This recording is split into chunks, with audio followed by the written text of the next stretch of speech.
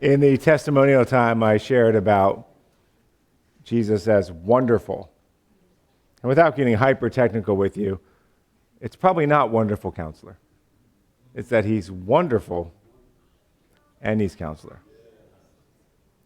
And what is really wonderful is that what you just experienced, part of what you just experienced, came through the means of an Abigail Isaac, who just lost her father.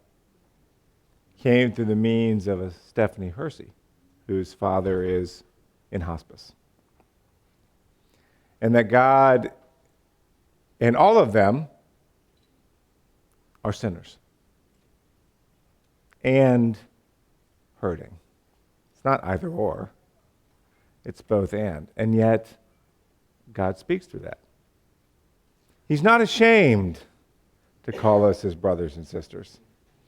And because of that, we can be, in our first Sunday, we talked about prophets of hope.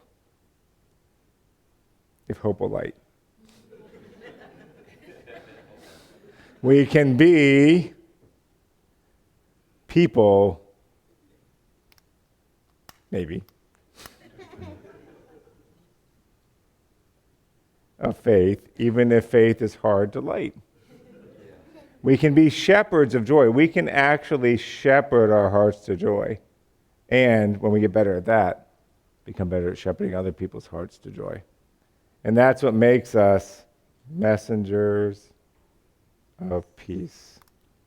Messengers of peace. Which is our Advent theme for this year. And when you talk about Advent and the Advent wreath, of course, that's not in the Bible.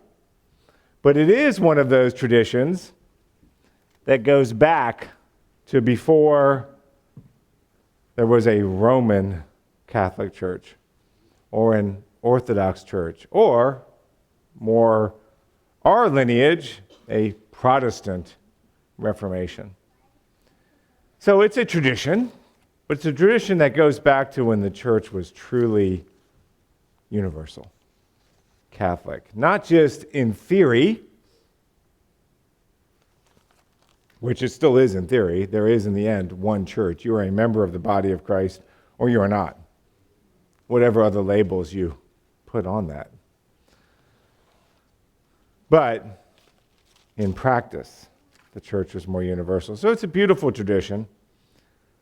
As I've often said, now that we live in a world with 33,000 denominations, and there are not 33,000 reasons to divide. There are some, but there's not 33,000. And until we who, in a church like this, are more children of the Reformation, kind of own that we are the children of most of those splits, we're not really dealing with the beam in our own eye. Whatever beautiful things the Reformation brought. And if we don't deal with that beam, we're certainly not going to be messengers of peace. Because we will cause conflict and we will divide over a lot of things that we shouldn't divide over. And as I've already stated, there are things that really define the faith. But we want to be messengers of peace. And just as a little, footnote, some of you may not know this, but Bethlehem, do you know what that means? House of bread. House of bread. Isn't that beautiful? Just the way God works through those little details. And Micah's prophecy that Andy said such a beautiful prayer about. And that the town where the Savior would be born was the house of bread. He is the bread of life. The advent of Christ, and one of the best passages to read about all the promise that brings is Isaiah 9, which Sherry read earlier. The advent of Christ came with a promise of peace on earth. But how do we get there?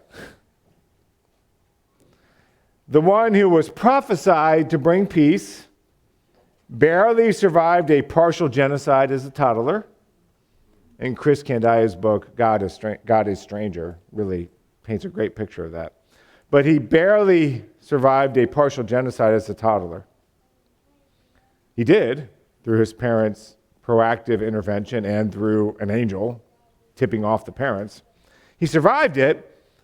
So you're like, what an awesome story. He survived genocide, only to be tortured to death in his 30s. And this man tells us, my peace I give to you, not as the world gives to you, do I give to you. Now, he says that and gets tortured to death a few hours later. And the violence goes on. Maybe, just maybe, in this age, it always will. That's not meant to be cynical. That's meant to be until you commit yourself to accept reality at all costs, you cannot be spiritually healthy. Because you'll have all these false hopes and false dreams. And hope deferred makes the heart sick. We talked about that when we talked about being prophets of hope. Maybe, not only in this age will violence always go on, but maybe we can't really be peacemakers until we have peace in our own hearts, even in the worst times. Maybe peace really does start as a battle for our own spirits, more than just an outward cessation of strife. Many dysfunctional families have little outward strife because any expression of honest opinion isn't worth it. So there's not outward strife because if I say that, Dad's never going to let it go or Mom's going to lecture or whatever. So I just don't say it. So there's no outward strife, but that's hardly a proper understanding of peace. It's what we often settle for. But that kind of peace might be more toxic than conflict. Especially if we define peace as spiritual and inward. Are we really going to define peace by avoidance? Maybe in this age, there can never be outer justice until there is inner peace. Maybe our most zealous social justice warriors should consider that. But maybe that kind of peace, so shown by Jesus himself when outwardly the world did not change, and he says, my peace I give to you. Maybe that kind of fight for peace is the fight that Jesus tells us to fight because it's a fight that through him we can actually win in this age, in the worst of times, without requiring that to change for me to have peace. And peace is worth the effort. Sherry did a great job reading Isaiah 9, 1 through 7. But that passage does say, and I don't have time to go into detail with it, of how Jesus tried to warn his apostles, hey, be patient. And Peter heard it. And he says in 2 Peter, toward the end of our New Testament writings, hey, don't get too hung up on timing. Because your definition of a day is not God's definition of a day. Okay. But Isaiah, 700 years before that, says, everlasting Father, Prince of Peace, of the increase of his government and of peace, there will be no end. On the throne of David and over his kingdom, to establish it and to uphold it with justice and with righteousness from this time forth, when he comes, and forevermore. The zeal of the Lord of hosts will do this. Except in the seen realm, it didn't do it. And yet somehow we still focus on the seen realm. And Jesus says before Pilate, right now, Pilate, my kingdom is not of this world. That doesn't mean it isn't an everlasting dominion. Jesus is dealing with the source of the strife, which is the unseen realm. And we get hung up on the seen realm.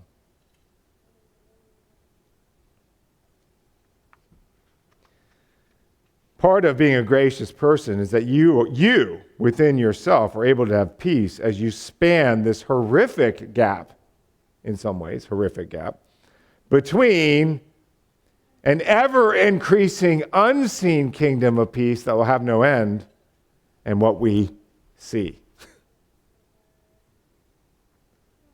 But Paul makes it very simple. Here's the short solution. Don't fix your eyes on what is seen. Fix your eyes on what is unseen.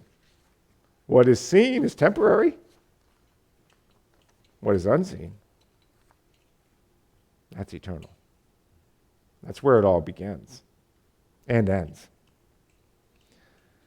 So as we talk about being people, there's our 3 Sundays before this. As we talk about being people of messengers of peace and people of peace, we have to contrast something. I won't take long with it. Sherry already read the passage. But contrast 2 princes of peace, because Jesus is called the son of David. Do you know what the word Solomon means? Peaceful. It's where we get shalom, or for Islamic people, salam. Think about it. Salam. Solomon. Okay? Solomon's name meant peaceful. For all of the chaos and strife and violence that surrounded his conception and birth, his name means peaceful. And Solomon made both the beautiful and the catastrophic pursuit of peace that we all make. If I can figure it out, we'll have peace. God, give me wisdom, which his motive was totally sincere, and God honored him in it. But then he said, well, with the ability to analyze it and figure it out that you've given me, I'll establish peace. And right after he died, there was civil war. And he is the first son of David to sit on the throne. And in the early days of his reign, there was almost a millennium happening. It was starting to bud. What we will see when Christ comes again.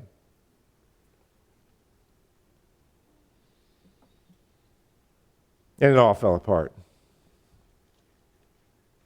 So there's Solomon who, with all his analysis and wisdom, tried to bring about peace. Not just out here, but more importantly, in here. He said, with all the wisdom and insight God has given me, I'll figure it out. And nobody in the history of the human race, besides Jesus himself, had more aptitude to do that than Solomon. But he's not really the Prince of Peace. He never could be. And that idea of Prince of Peace has all of this irony in it, as the Hebrew people love, because the term prince, though as Debbie alluded to, means son. He's not the king. But it also has the idea of a commander, and even a military commander. Michael is called the Great Prince, and he's the commander of God's armies. So there's the irony. Military commander of peace.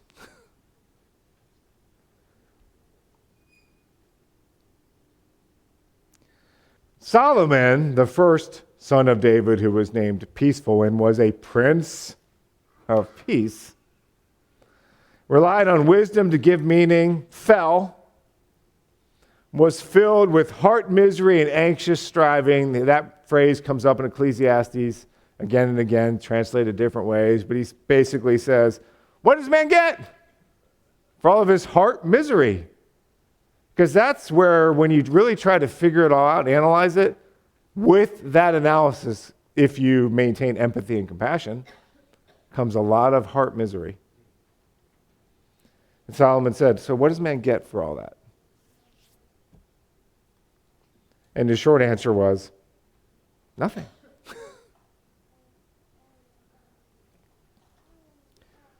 And he launches this whole lifelong experiment that is summarized at the end of his life in our book of Ecclesiastes with, can I find meaning? Can I bring about peace, not just out here, but in here? By just analyzing it all to death? And the short answer again of that book is, yeah, don't waste your life. But what Solomon did not do is he did not really pursue well-being. He thought he was, but what he ended up pursuing was not well-being. He failed to avoid self-medicating. That's the first Prince of Peace.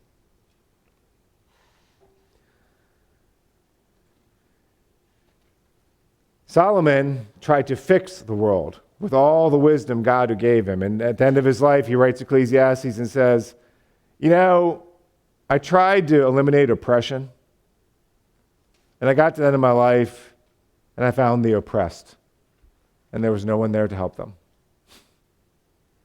I couldn't do it. And then he says, what really leads to peace is if you as an individual, this is the only hope for peace, you remember your Creator when you're young.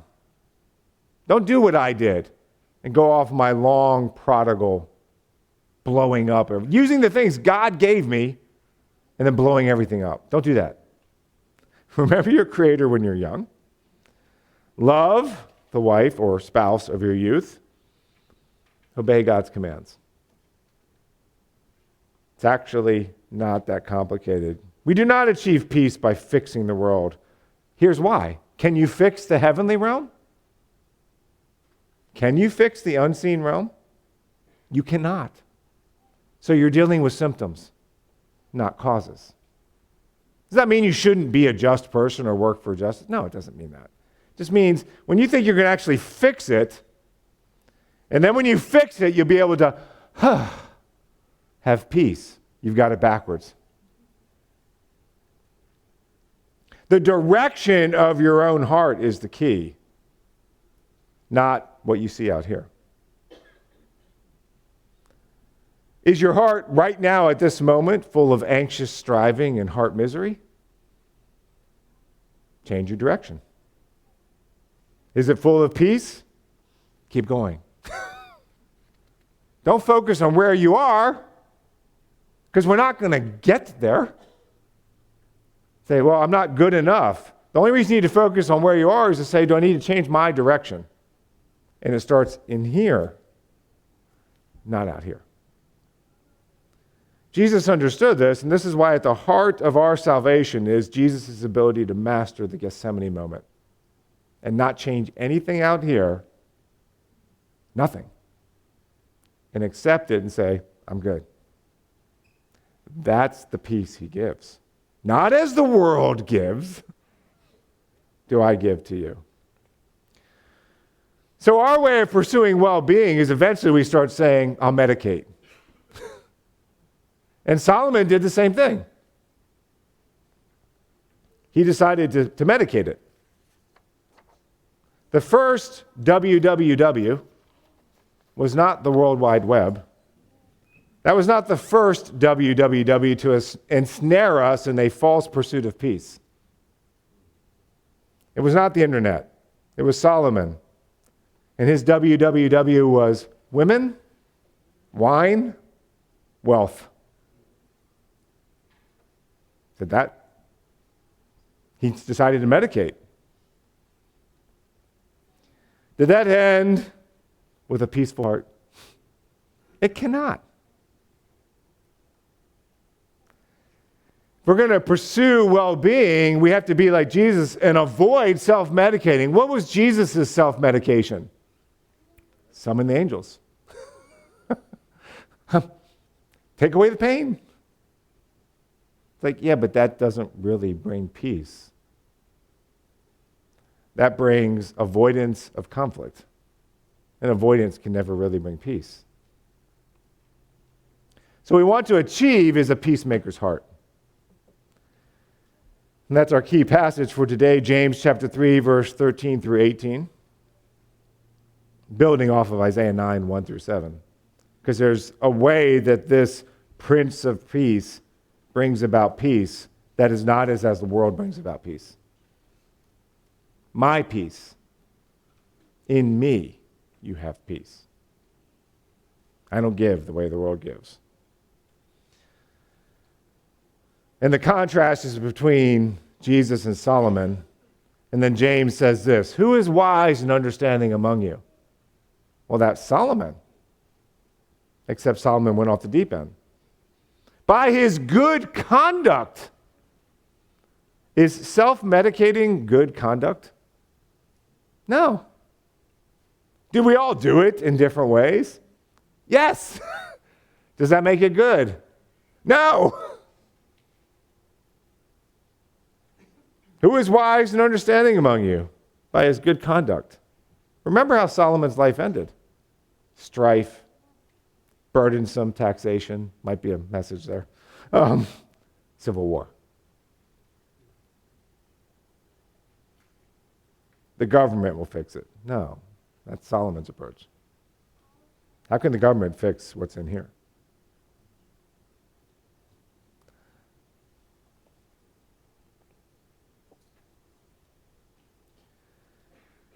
By his good conduct, let him show his works in the meekness of wisdom. I don't need a platform. I don't need people to know my name.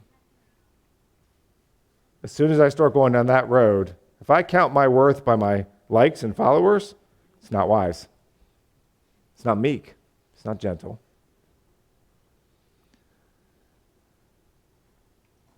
And James's but is more relevant than we want to admit. But if you have bitter jealousy and selfish ambition, so if you lack meekness, what comes in that void? Bitter envy, selfish ambition. Do not boast, because you'll be false to the truth. This is not the wisdom that comes down from above, but it is earthly, unspiritual, demonic.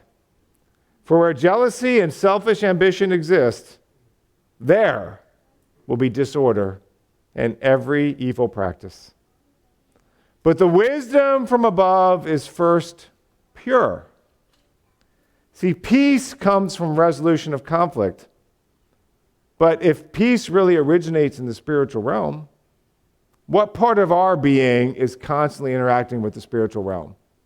I would submit to you that it's our thoughts and our feelings.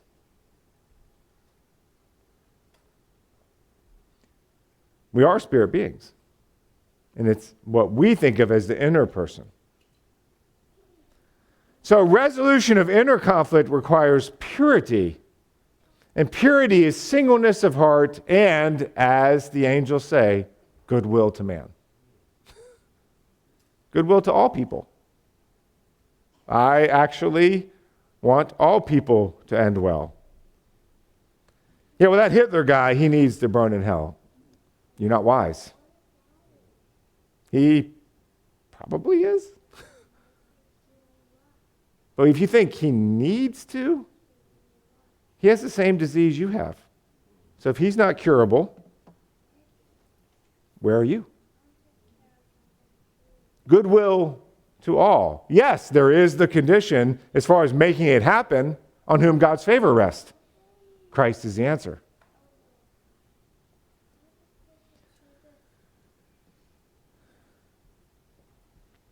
Listen to what James says. Purity is singleness of heart and the goodwill to all men. James says it. The wisdom from above is first of all pure. Then, and that then's important. First of all pure, then peaceable.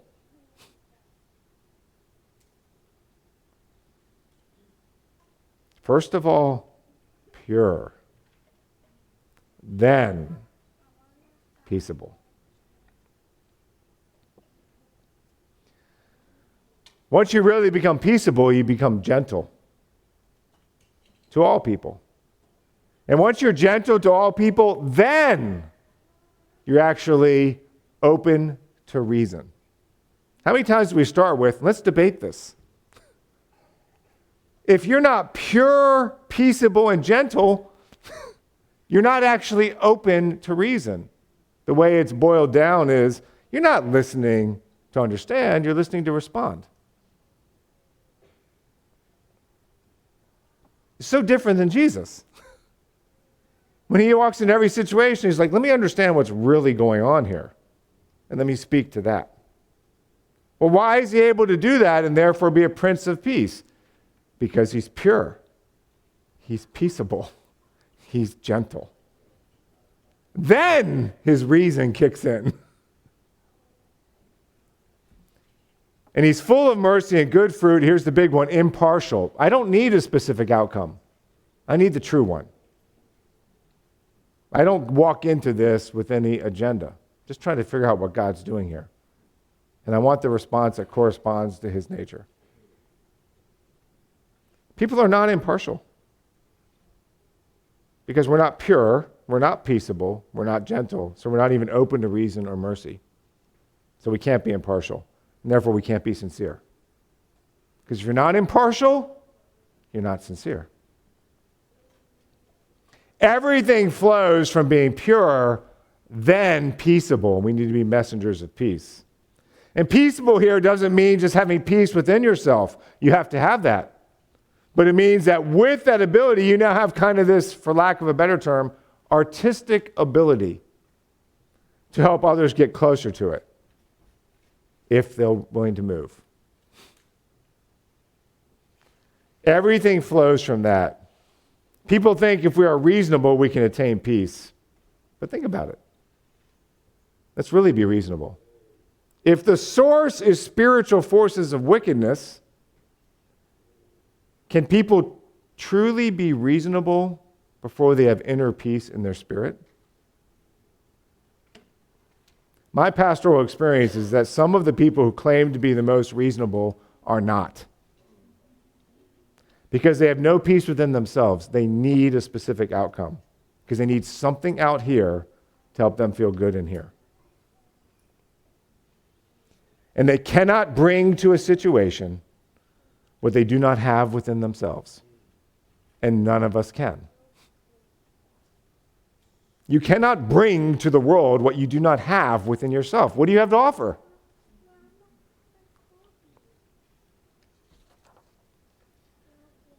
But we can achieve a peacemaker's heart. That is what Christians are called to do, is to be messengers of peace. People of grace in this gap between an unseen kingdom that's already been settled. Christ is seated at the right hand of the Father. There's no doubt here. The outcome is not in doubt, as Mark so beautifully said. It's an unshakable kingdom. So why are you shaking? And we all shake. But as soon as I start shaking, I have to be like, oh, wait. Before I fix anything out here, let me come back. So that I can be pure and then peaceable, gentle. If I get there, then I'm open to reason. Full of mercy and good fruits, impartial. Everybody has biases. It's just whether you're willing to admit them and challenge them head on or not. Is it conscious or is it unconscious?